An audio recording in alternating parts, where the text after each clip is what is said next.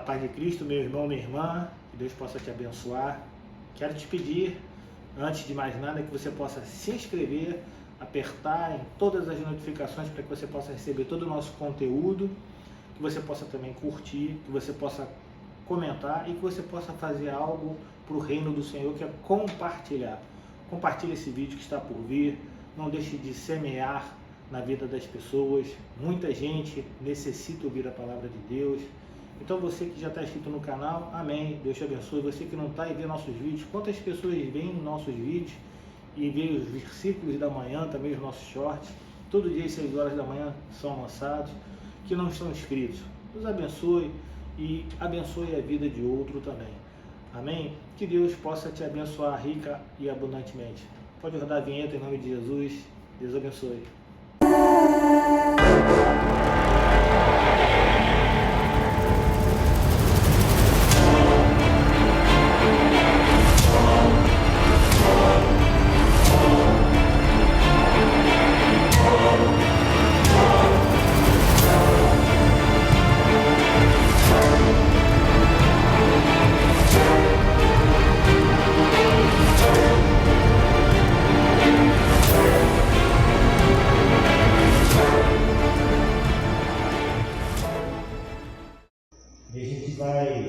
Um versículo que às vezes as pessoas não entendem, mas eu vou ter até um título que é Sempre será a graça, sempre será a graça de Deus. Diz assim, Gênesis 7, verso 1. Gênesis capítulo 7, verso 1. Na minha Bíblia diz assim a palavra de Deus. O Senhor disse a Noé: entre na arca, você e toda a sua família. Por quê? Porque reconheço que você tem sido injusto diante de mim no meio desta geração. Eu vou repetir Gênesis 7, verso 1. Palavra do Senhor diz assim: o Senhor, o Deus Altíssimo, o Todo-Poderoso, disse a quem? Disse a Noé: entre na arca, você e toda a sua família, porque reconheço que você tem sido justo diante de mim no meio desta geração. Deus bendito, Deus amado, graças te damos, Senhor, nesse momento. Queremos te agradecer, Senhor, porque tu és maravilhoso, a tua graça já nos basta, Pai, só ela, Senhor, para nos impactar. Então fala aos nossos corações durante esse pouco tempo que temos, Senhor. Que o Senhor possa falar a cada um de nós, que possamos compreender, Senhor, que não há mérito em nós, Senhor, que apenas há a sua graça, Senhor, a sua graça transbordante, a sua graça transparente, a sua graça que salva, que liberta, é a sua graça que transforma as nossas vidas. Então derrama sobre nós a tua graça, Pai, que possamos compreender essa palavra e entender, Senhor, que só ela, Senhor, pode nos salvar, Senhor. É a oração que fazemos e fazemos em nome de Cristo, que todos digam amém e amém. Podeis assentar. Eu não sei se você, ou para você, essa declaração de Deus, ela parece discrepante com tudo aquilo que a gente entende das atitudes e do modo de Deus de operar a salvação na vida do homem. E eu vou repetir. Eu não sei se você, ao ler esse versículo, essa declaração de Deus, pareceu para você algo discrepante com tudo aquilo que lhe é falado, com tudo aquilo que você lê na palavra de Deus, que você entende das atitudes e do modo de Deus operar a salvação na vida do homem. Então eu vou explicar melhor o que eu estou falando para você que não deve estar compreendendo ainda aonde eu quero chegar. Aqui Deus faz uma declaração de salvação de uma família inteira. E Ele faz essa declaração de salvação de uma família inteira por algo diferente daquilo que toda a palavra divina fala. Aqui diz que essa família ela foi salva porque Deus reconheceu ser eles justos. Você ainda não está compreendendo aonde eu quero chegar. Pois bem, então eu vou acontecer e depois a gente vai estar tratando sobre essa situação. Então guarda aí na sua mente, no seu coração, esse comecinho que foi falado, essa pequena e minuciosa introdução. Em uma época distante, numa época muito distante, o homem ele estava aproveitando toda a sua capacidade para praticar algo ruim. Ele tinha a capacidade total para praticar algo maléfico. O homem estava aproveitando toda a sua capacidade para praticar o mal. Isso numa época muito distante. A Bíblia é muito clara ao afirmar que a civilização da época pré-diluviana ela conseguiu alcançar um nível de perversidade nunca visto até então. O homem era mau, o homem era perverso. A perversão do homem chegou ao nível que não havia mais para onde ir. Tudo revelava que o pecado havia corrompido de forma generalizada todos os aspectos da raça humana. Todo homem, toda mulher. Todos, homens, todas mulheres. A raça humana inteira, ela foi corrompida. Houve uma forma generalizada de um pecado penetrar em todos e alcançou um nível de perversidade tal que nunca até então aquele momento havia sido visto na terra. A palavra de vida diz que os filhos de Deus se misturaram com as filhas dos homens. E eu não vou nem entrar nesse mérito teológico quando a gente fala filhos de Deus, porque há várias interpretações em relação a isso. Alguns dizem que são anjos que foram caídos, outros dizem que são homens. Há aí várias vertentes, eu nem vou entrar nesse mérito. Mas a palavra de vida diz que os filhos de Deus se misturaram com as filhas dos homens. A gente não sabe ao certo qual era a população do planeta naquele momento da história. A gente não tem ideia de quantos homens, quantas mulheres habitavam o planeta naquele momento da história. Mas a gente sabe de algo, que a Bíblia nos diz que a perversidade e a maldade tomou conta de toda a raça humana. Há algo também que a palavra de vida nos fala, que Deus olhou para o homem e achou graça em um homem. Deus olha e acha graça no homem no meio da perversidade, no meio da perversidade generalizada de uma humanidade pecaminosa. Ele vê graça no homem chamado Noé. E somente a sua casa conseguiu sobreviver aos juízos de Deus sobre aquela geração depravada. Pois bem, Noé não foi apenas o construtor da arca, como todos sabem.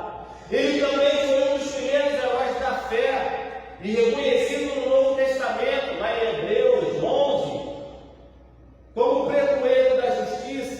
Diz, segundo Pedro, foi a este homem íntegro e totalmente diferente do restante das pessoas que o cercavam, que Deus anunciou que haveria de destruir a humanidade com o dilúvio.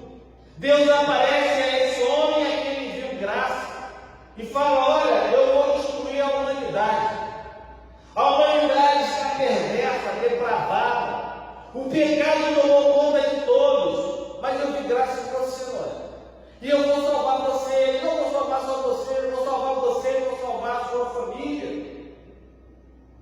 Em Gênesis capítulo 6, nós vemos a situação em que a humanidade está. E ao escolher Noé, Deus revelou a ele o plano de destruir toda a vida que existia na terra.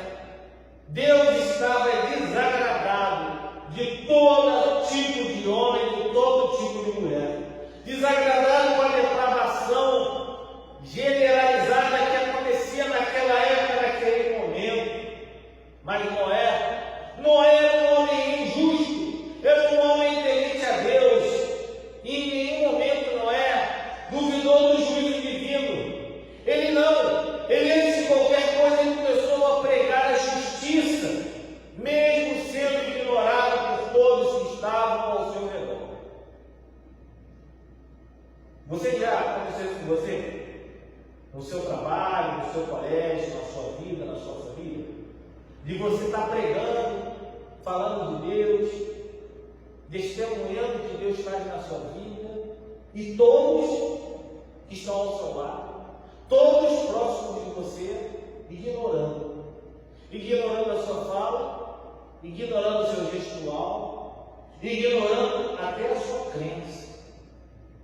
Pois bem, Noé se encontrava assim, mas ele não se encontrava assim apenas na sua casa. Ele não se encontrava assim apenas no seu trabalho. Ele não se encontrava assim apenas na sociedade da qual ele vivia. Ele se encontrava assim dentro de uma maneira geral, na sua casa, no seu trabalho, dentro da sua sociedade.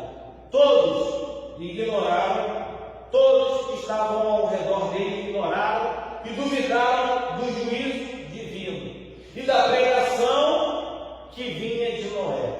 Um juízo que aparentemente parecia improvável. E aqui eu quero abrir um parênteses novamente, porque existe uma discussão entre os estudiosos se antes do dilúvio já existia ou não a presença da chuva de forma regular na terra.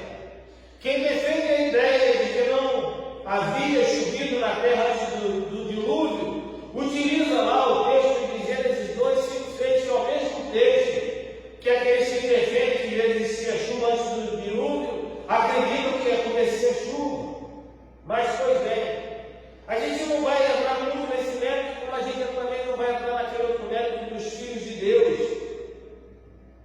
Mas a Bíblia não deixa dúvidas de que as condições naturais do mundo pré-diluviano eram totalmente diferentes daquelas que nós conhecemos hoje.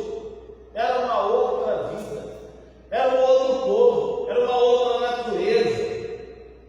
Além disso, se a gente considerar o arco-íris como sendo um sinal que Deus colocou em referência a um concerto com a humanidade, é possível que nunca havia caído chuva na terra tal qual a gente conhece como hoje.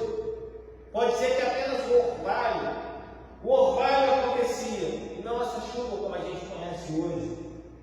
Mas seja como for, independente se chovia, se não chovia, se era um orvalho, se era uma garoa, como os paulistanos começam a falar, seja como for, exceto que os habitantes da terra nunca tinham visto nada parecido com o que estava por vir, com o dilúvio que havia de vir. Hoje, nós temos notícias de tsunamis, nós temos notícias de maremotos, nós temos notícias de tornados, tempestades, furacões e muitos desastres naturais. Mas aquele povo nunca havia testemunhado nada disso. Mesmo porque não existia nenhum meio de comunicação a não ser a fala ou a visão, que era limitada. Não existia televisão, não existia internet, não existia rádio, não existia nada naquela época. Além de toda a incredulidade natural causada pelo pecado, aquelas pessoas elas zombavam de Noé, porque Noé anunciava algo que nunca tinha sido visto. Era difícil até de se imaginar. E novamente eu falo contigo, quando você fala da segunda vinda de Cristo, que Cristo vai vir não para salvar agora, para levar a sua igreja, quem não acredita em você? A sua família, os seus colegas de trabalho, os seus colegas de colégio? Parece uma coisa difícil de ser imaginada realmente. Cristo vai descer e Cristo vai levar a sua igreja. Mas vai acontecer, porque a palavra de Deus é realmente. Cristo vai voltar. Agora, para levar a sua igreja. Ele não vem agora mais para anunciar nem para salvar. Ele vem para levar a igreja. Até mesmo para nós, muitos desastres de advento notícias pode ser comparado ao dilúvio. Nada na terra foi mais desastroso do que o dilúvio. Mas Deus não só avisa Noé sobre o seu juízo, mas também orienta ele a construir uma arca. E essa arca ia servir para abrigar sua família, ia servir para abrigar os representantes de cada espécie de animal durante o dilúvio.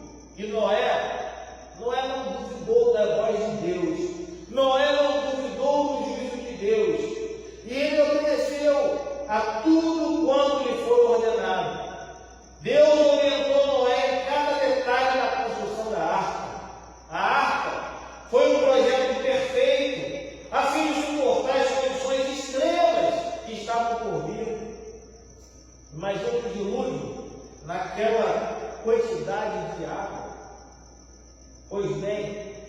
conforme as dimensões ordenadas por Deus. A arca, ela tinha um comprimento de 138 metros a 168 metros, uma largura de 23 metros a 28 metros e uma altura de 14 metros a 17 metros. Essas diferenças elas acontecem devido às divergências na interpretação das unidades de medidas descritas no relato bíblico. Então a gente tem uma medida, não tem uma medida padrão, tem algo próximo. Mas o mais provável é que o côvado hebraico básico era de 48,1 centímetros. Então, sendo assim, as medidas seriam aproximadamente de 144,4 metros de comprimento. Seria mais igual uma arca com esse comprimento de 144,4 metros de comprimento. Pô, tem arca maior, tem 24 metros de largura e 14,4 metros de altura. Se a gente pensar nos 3 convéxos da arca, elas tinham uma área aproximada de 10.241 metros quadrados, um volume de 50.168 metros cúbicos e um peso bruto, sabe de quanto? 13.960 toneladas. Que arca! 120 anos para fazer uma arca. Esse tipo de arca, diferente da construção, diferente da construção, dos seus detalhes, da palavra de vida, ela não dá luzes sobre os momentos de como ela foi feita, de como ela foi construída. Pode ser provável, por exemplo, que Noé teve que pedir, não só para os seus filhos, mas contratar algumas pessoas para ajudar na construção da arca. Porque apesar do mundo depravado, mesmo com o mundo depravado, pessoas com certeza gostariam de trabalhar e do sol do seu rosto ter alguma coisa até para suportar a sua depravação. Porque até para ser depravado você precisa de dinheiro. Pois bem, considerando tudo que está envolvido nesse empreendimento, esse projeto provavelmente atraiu a atenção mundial. E a gente não tinha ideia do mundo como é que era, mas possivelmente era uma atração que trazia a atenção de todo mundo e levou à rejeição universal dos avisos e da pregação de Noé. Certo é que enquanto Noé construía a arca, ele também pregava sobre os juízos de Deus. Ele construía a arca e falava dos juízos de Deus. Construía a arca e falava sobre os juízos de Deus. Mas a sua mensagem, ela foi rejeitada por todos. Após o longo construção da arca, Noé, sua família e os representantes de cada espécie animal, então finalmente entraram nessa arca. A palavra de vida diz que se abriram as janelas do céu e choveu sobre a terra por 40 dias e 40 noites. Também foram rompidas todas as fontes do grande abismo. Provavelmente isso significa que os oceanos passaram dos limites das costas continentais e contribuíram para a inundação. É como se na Baía de Guanabara se rompesse as águas e as águas fossem transbordando, passando do porto e do porto para a cidade, e da cidade para o centro, e do centro para o subúrbio, e do subúrbio para a região metropolitana. O oceano foi invadindo.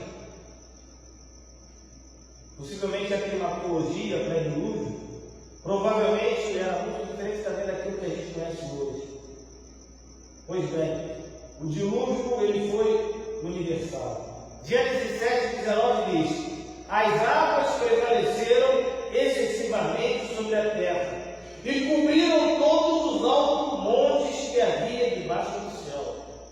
Tudo foi coberto pelas águas. Gênesis 7:23 diz: assim foram exterminados. Essa é a palavra que é usada na minha versão em Gênesis 7:23. Assim foram exterminados todos os seres que havia sobre a face da terra, as pessoas e os animais, os seres que rastejam e as aves dos céus foram extintos da terra. Ficou somente Noé e os que com ele estavam na arca. Por fim, segunda carta que o apóstolo Pedro escreve, capítulo 3, verso 6. Com base nesta palavra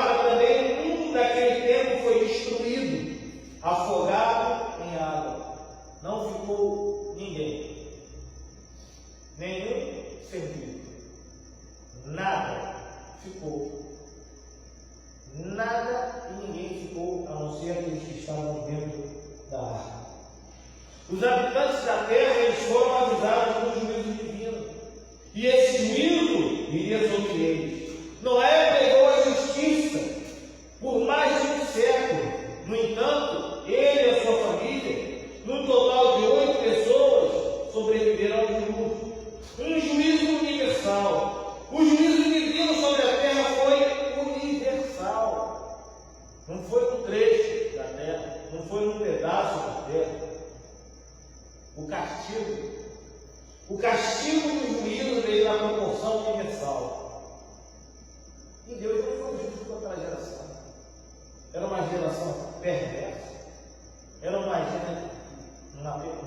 geração pervertida, pecaminosa, de forma geral. Mas Deus levantou aquelas pessoas. Deus levantou um homem para avisar aquelas pessoas, mas aquelas pessoas não se voltaram para Deus. Por quê? Porque todas elas estavam corrompidas. Aquela geração da época de Noé está em condenação eterna, esperando o juízo final. Estão todos esperando o juízo final, porque o juízo final vai acontecer. O juízo de Deus não passou apenas sobre aquelas pessoas do dilúvio. Eles vão ter que passar a eternidade, por enquanto, lá no Hades, juntamente com os ímpios. Todos eles estarão lá. Noé foi o pregoeiro da justiça. Pregou o Espírito de Cristo às pessoas daquele tempo, diz lá, segundo a carta de Pedro 2,5. Porém, a pregação de Noé ela foi rejeitada. E todos eles foram condenados. O próprio apóstolo Pedro afirma a condição de que o Espírito de Cristo é quem conduzia os profetas em suas pregações. Diz lá, primeira epístola de Pedro 1:11. Pois bem, agora eu quero focar. Agora que eu falei sobre a história, eu quero focar junto com você naquilo que eu falei da discrepância que a gente vê de tudo o que a palavra divina nos diz sobre o olhar do Senhor para toda a humanidade no que diz respeito à salvação e o olhar que o Senhor teve com a família de Noé. Aqui a palavra diz o seguinte: o Senhor disse a Noé, entre na arca, você e toda a sua família. Por quê? Porque reconheço que você tem sido justo diante de mim no meio dessa geração. Parece que o Senhor viu méritos em Noé. Parece que a salvação de Noé ela foi feita através dos méritos. E a palavra da vida toda, de Gênesis 1 até Apocalipse 22, fala de graça. Fala da graça do Senhor. A salvação vem pela graça. O Senhor demonstra através da graça o seu amor. Mas nesse trecho da palavra de vida, diz que o Senhor reconheceu justiça em Noé. E reconhecimento de justiça tem a ver com mérito. Ver reconhecido justiça por Deus da família de Noé é ver reconhecido mérito no alcance da salvação. Então vamos lá. Reconhecimento é sinônimo de identificação, é sinônimo de aceitação ou até mesmo de confissão. O ato de reconhecer é mérito. Ou seja, ao reconhecer alguém, você está valorizando a característica, uma competência dessa pessoa, uma habilidade ou um talento dela. Essa lógica vai de encontro a tudo que Deus mostra e faz ter o homem o que pertine à salvação. Parece que Deus viu mérito em Noé e não graça em Noé. Mas mesmo parecendo que Deus mudou o padrão, ele continua sendo o mesmo. E através desse trecho, mais ainda é a graça de Deus que leva o homem à salvação. Por incrível que pareça, mesmo parecendo que Deus muda o padrão, a geração dos dias de Noé provou todo o potencial que o homem tem para o pecado. Aquelas pessoas eram totalmente depravadas, mas Deus viu graça em um homem para salvá-lo.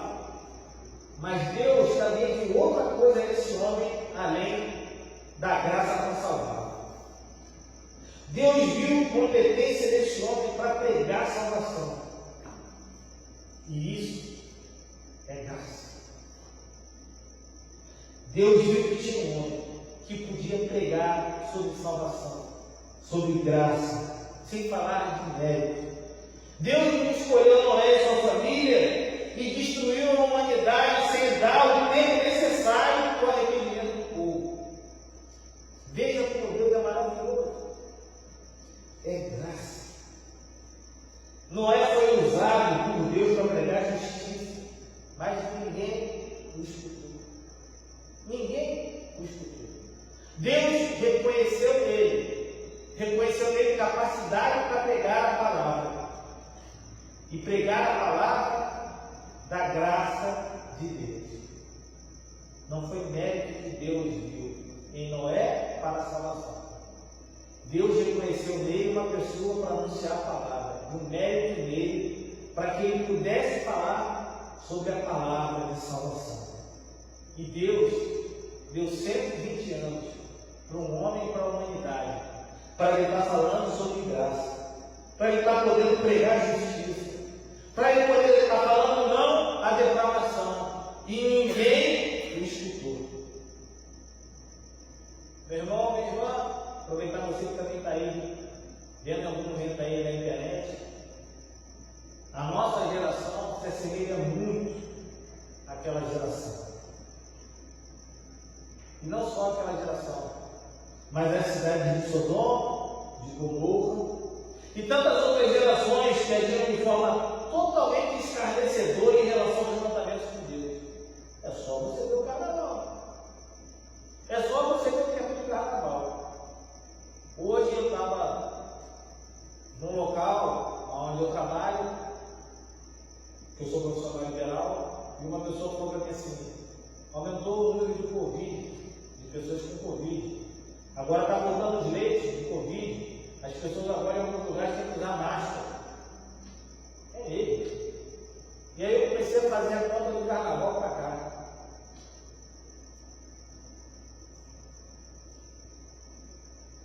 Será que não tem nada a ver? Depravação. Depravação afasta o homem de Deus. A nossa geração, ela se assemelha muito àquela geração depravada. Mas tudo isso é cumprimento do próprio Evangelho. Porque o juízo de Deus, ele vai voltar sobre a terra. Ele vai voltar sobre a terra. Mas sempre Deus. Sempre Deus vai levantar alguém para falar da sua graça e da graça dele para a salvação. Paulo diz em 2 Efésios 2, 4 a 9, mas Deus, sendo rico em misericórdia, por causa do grande amor com que nos amou, e estando nós mortos em nossas transgressões, nos deu vida juntamente com Cristo. E ele completa: pela graça vocês são salvos. E juntamente com ele nos ressuscitou, e com ele nos fez assentar nas regiões celestiais em Cristo Jesus. E por que Deus fez isso? Verso 7. Deus fez isso para mostrar nos tempos vindouros a suprema riqueza da sua graça, em bondade para conosco em Cristo Jesus. Porque pela graça, ele repete, vocês são salvos mediante a fé. E isto não vem de vocês, é dom de Deus. Não de obras, para que ninguém se glorie. Sempre, sempre, sempre será a graça de Deus. Em todo o tempo, sempre será a graça de Deus. Não há mérito nenhum, nem em mim, nem em você. Nascemos pecadores, somos pecadores. A nossa diferença está no nosso arrependimento, que precede o perdão, que faz parte para que eu e você possamos ser salvos pela graça de Deus. Deus levantou um homem porque viu graça naquele homem. Deus viu graça em Noé para salvá-lo? Para salvá-lo também. Mas antes disso, anunciou a sua palavra. Eu oro a Deus para que quando Deus me levar, não fique as pedras aqui para clamarem a Ele. Eu oro a Deus para que Deus levante jovens, homens, mulheres, pessoas para poderem falar do seu amor, para poderem falar da salvação que há em Cristo Jesus, porque um dia Ele vai voltar. Tem gente que está brincando, brinca com o pecado, brinca com o tempo. Não é hora da gente brincar. É hora da gente se arrepender. É hora da gente voltar. Voltar para aquele que criou a cada um de nós. Voltar para o Deus Criador. Voltar ao nosso amor. Eu ainda tenho muito tempo de vida. Você pode ter muito tempo de vida, mas você não sabe se Jesus pode voltar daqui a pouco. Diz a palavra que ele vai voltar como um ladrão. O ladrão tem hora para chegar na sua casa, marca tempo para você, diz para você que hora ele vai chegar, ele aparece. Esse filho vai aparecer. De repente você vai estar com 20 anos, 21, 22, 23. Pode ser que daqui a pouco ele apareça. Pode ser que ele arrebate a ovelha, pode ser que algum espírito, mas em algum momento o seu espírito vai se apartar da terra. Em algum momento ele vai levar a sua vida. E o juízo final vai acontecer. Eu quero orar para você. Feche os teus olhos, curva a tua cabeça.